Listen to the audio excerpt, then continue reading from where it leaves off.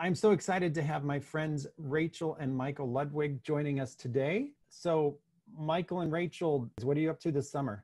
Well, this summer we're in good old Pittsburgh, Pennsylvania, and we're working with our partners in Niger virtually to help them keep going with some things. And we're also visiting churches virtually. How long have you been back in the States?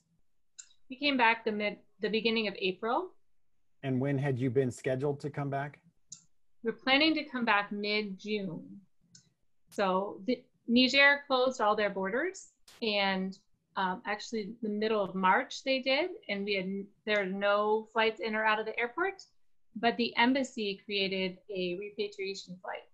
And if you didn't go on that flight, the next flight is maybe coming next week. In July.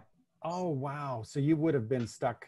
We were planning to be here a while because of our son's surgery and recovery. And so we were planning to go back in January of 2021.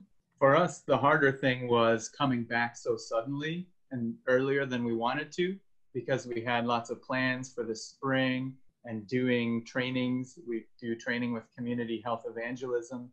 And so we had lots of exciting things lined up, training on latrines and training on how to improve sanitation at clinics and doing micro businesses and things like that. And so we had to say bye-bye to all those plans. And because people couldn't even travel at that point within the country of Niger, that has been a little bit frustrating to see those plans go out the window.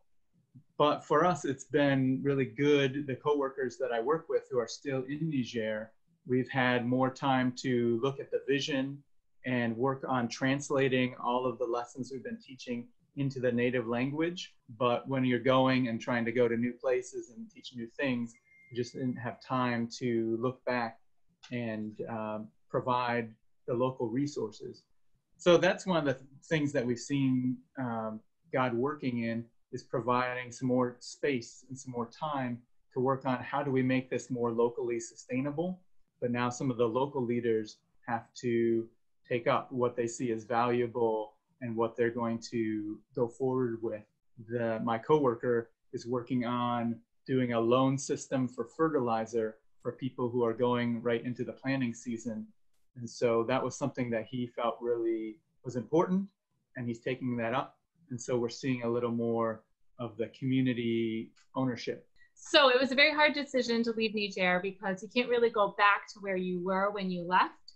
And we had many uncertainties about the future and deciding, should we go on this embassy flight or will there be something further, because we were leaving at the beginning of April versus mid-June. And so it was hard to decide if we should come at that time, but our son had surgery mid-June, and looking back, the airport still has not opened.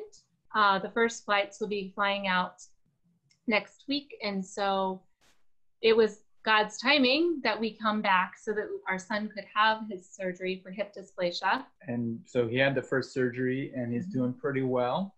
He's pain-free and getting used to laying on his back for weeks on end.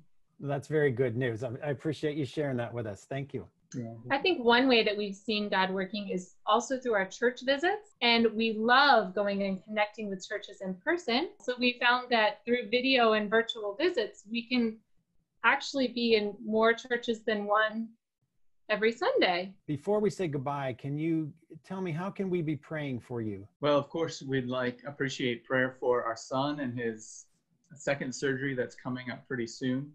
And definitely be praying for the pastors that we work with in Niger, that they would continue to work out this vision. And right now, during this crisis, is a great time to reach out to people with health advice, simple health techniques. Those are the things we've been teaching.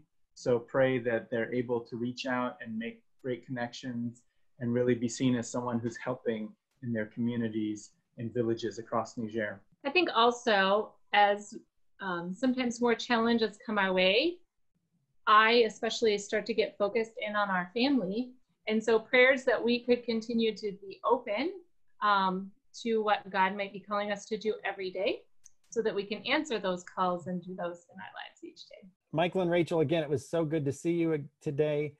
We wish you safe travels. We wish you good health and healing with your son. And we look forward to seeing you back in New Wilmington, hopefully next year. All right. Thanks a lot, Tom.